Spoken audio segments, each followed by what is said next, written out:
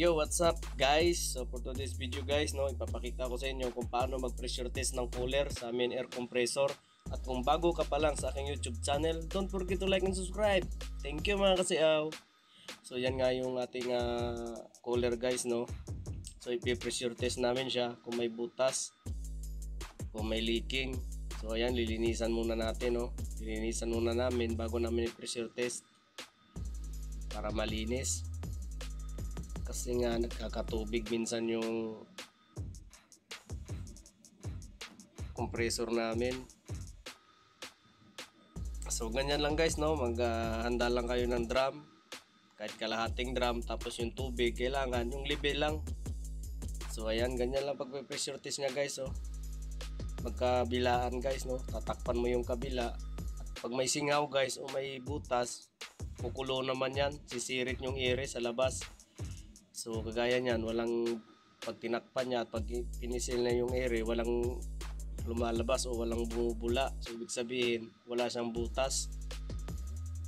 So ayan guys, no, ipapakita ko lang sa inyo guys kung paano.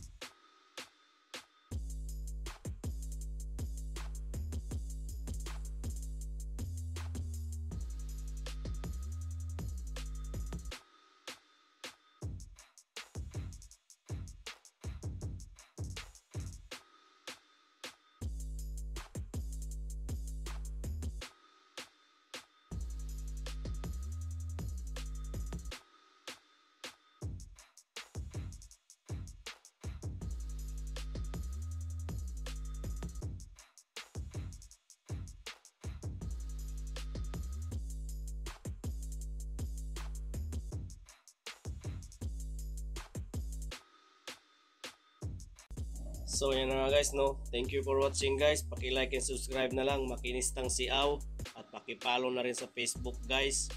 So thank you for watching again guys, Makinistang Siaw. Salamat.